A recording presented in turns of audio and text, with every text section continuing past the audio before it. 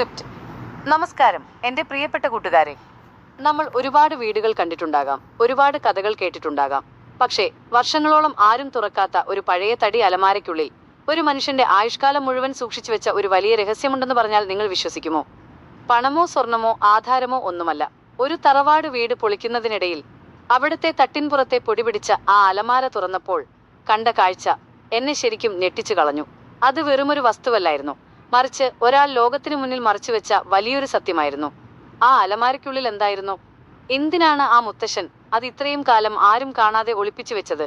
ആ മഞ്ചാടിക്കുരുക്കളും പഴയൊരു ഉടയാടയും പറയുന്ന ആ വിങ്ങുന്ന കഥ നമുക്കൊന്ന് കേട്ടുനോക്കിയാലോ? വീഡിയോ മുഴുവനായി കാണുക, കാരണം ഈ കഥയുടെ അവസാനം നിങ്ങളുടെ കണ്ണുകളെ പോലും ഈറുനണിയിച്ചേക്കാം.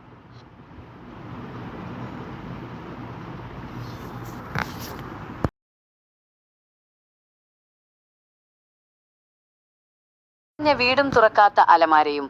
തുടക്കം. ഹുക്ക്. ഒരു മനുഷ്യൻ മരിച്ചാൽ അയാൾ സ്നേഹിച്ച വസ്തുക്കൾക്ക് എന്ത് സംഭവിക്കും? അവ നമ്മളോട് സംസാരിക്കുമോ? കഴിഞ്ഞ ദിവസം തറവാട് വീട് വൃത്തിയാക്കിയപ്പോൾ എനിക്ക് കിട്ടിയ ഒരു പഴയ ഡയറിയും അതിനുള്ളിലെ രഹസ്യവുമാണ് ഈ കഥ. ഒരു പഴയ ഗ്രാമത്തിലെ വലിയൊരു തറവാട്.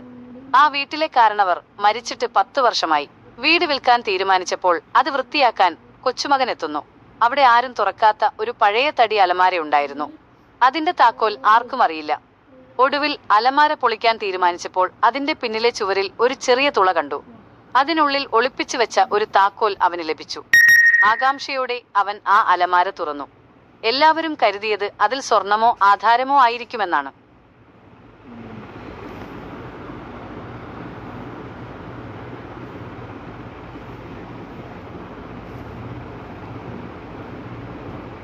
എന്നാൽ അലമാരയിൽ ഉണ്ടായിരുന്നത് ഒരു ചെറിയ കുട്ടിയുടേതെന്ന് തോന്നിക്കുന്ന കീറിപ്പറഞ്ഞ ഒരു ഉടുപ്പും കുറെ മഞ്ചാടിക്കുരുക്കളും പിന്നെ ഒരു കത്തും മാത്രമായിരുന്നു. ആ കത്ത് വായിച്ചപ്പോൾ അവൻ ഞെട്ടിപ്പോയി.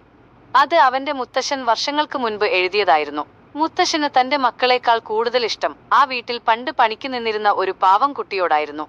ആ കുട്ടി ഒരിക്കൽ അസുഖം വന്ന് മരിച്ചപ്പോൾ ആരും കാണാതെ അവളുടെ ഓർമ്മയ്ക്കായി മുത്തശ്ശൻ സൂക്ഷിച്ചു വെച്ചതായിരുന്നു ആ ഉടുപ്പും മഞ്ചാടിക്കുരുക്കളും. സ്വന്തം മക്കൾ പണത്തിന് പിന്നാലെ ഓടിയപ്പോൾ മുത്തശ്ശൻ തന്റെ ഹൃദയത്തോട് ചേർത്ത് പിടിച്ചത് നിഷ്കളങ്കമായ ആ സ്നേഹമായിരുന്നു.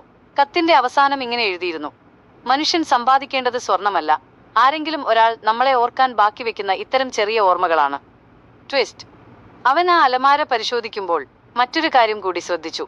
ആ ഉടുപ്പിന്റെ പോക്കറ്റിൽ ഒരു ചെറിയ കുറിപ്പുണ്ടായിരുന്നു. അതിലെഴുതിയിരുന്നത്: മുത്തശ്ശന് ഞാൻ തരുന്ന നിധി. അതിനുള്ളിൽ ഒരു പഴയ നാണയമുണ്ടായിരുന്നു. അത് പരിശോധിച്ചപ്പോൾ മനസ്സിലായി, അത് കോടികൾ വിലമതിക്കുന്ന അപൂർവമായ ഒരു പുരാതന നാണയമാണെന്ന്. തന്നെ ആത്മാർത്ഥമായി സ്നേഹിച്ച ആ കുട്ടി മുത്തശ്ശന് കൊടുത്ത സമ്മാനമായിരുന്നു അത്.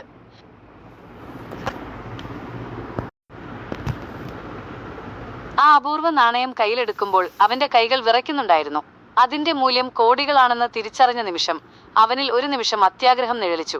ഇതാരും അറിയില്ലല്ലോ, എനിക്ക് മാത്രം എടുത്തുകൂടെ? അവൻ ചിന്തിച്ചു. എന്നാൽ അന്ന് രാത്രി ആ തറവാട്ടിൽ ഉറങ്ങാൻ കിടന്ന അവന് വിചിത്രമായ ചില അനുഭവങ്ങൾ ഉണ്ടായി. കാറ്റില്ലാതെ വാതിലുകൾ താനെ അടയുന്നു. അടുക്കളയിൽ ആരോ മഞ്ചാടിക്കുരുക്കൾ വാരിയിടുന്ന ശബ്ദം. പേടിയോടെ അവൻ എഴുന്നേറ്റു. മുത്തശ്ശന്റെ ആ പഴയ അലമാരയുടെ അടുത്തുനിന്ന് ഒരു കൊച്ചു പെൺകുട്ടിയുടെ ചിരി കേൾക്കുന്നത് പോലെ അവന് തോന്നി. അവൻ വീണ്ടും ആ കത്തെടുത്ത് വായിച്ചു.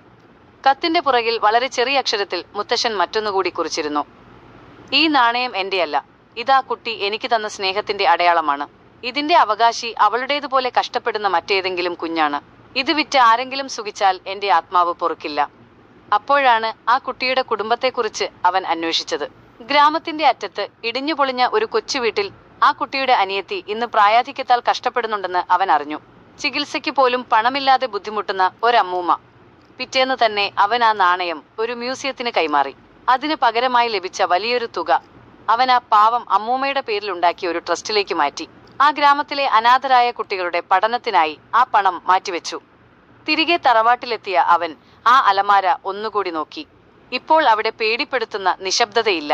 പകരം അവിടെ മഞ്ചാടിക്കുരുവിന്റെ മണമുള്ള ഒരു കുളിർകാറ്റ് വീശുന്നുണ്ടായിരുന്നു. ആ ചുവരിൽ മുത്തശ്ശന്റെ ചിരിക്കുന്ന ചിത്രം നോക്കി നിൽക്കുമ്പോൾ അവന് മനസ്സിലായി, യഥാർത്ഥ നിധി കൈവശം വെക്കുന്നതല്ല, അത് അർഹതപ്പെട്ടവർക്ക് നൽകുന്നതിലാണ്.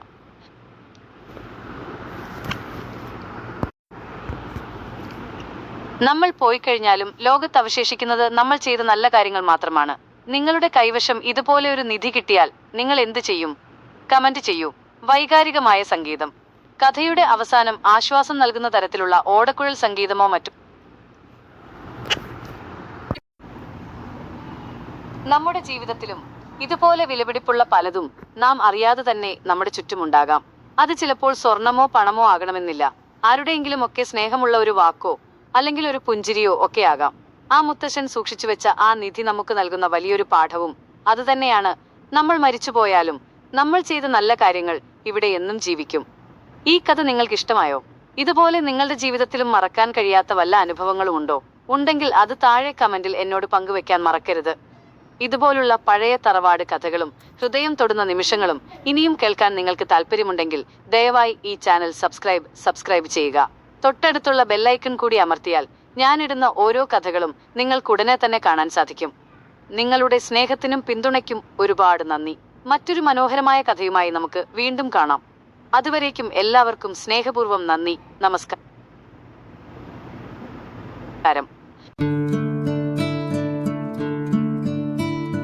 പഴയ തറവാടിൻ തട്ടിൻ പുറത്ത് പൊടി പിടിച്ചൊരു മൗനം ഉറങ്ങുന്നു. തുറക്കട്ടെ ആ പഴയലമാര, കാത്തുവെച്ചൊരാ രഹസ്യം കാണട്ടെ. സ്വർണമല്ലതിനുള്ളിൽ കരുതലായി മാറിയൊരു വിത്തുകൾ.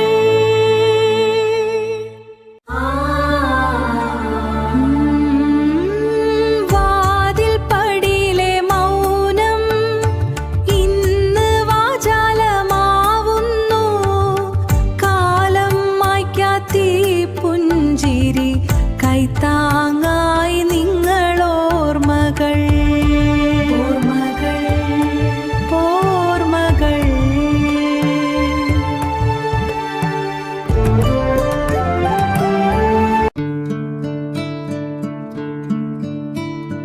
പഴയ തറവാടിൻ തട്ടിൻ പുറത്ത് പൊടി പിടിച്ചൊരു മൗനം ഉറങ്ങുന്നു. തുറക്കട്ടെ ആ പഴയലമാര, കാത്തുവെച്ചൊരാ രഹസ്യം കാണട്ടെ. സ്വർണമല്ല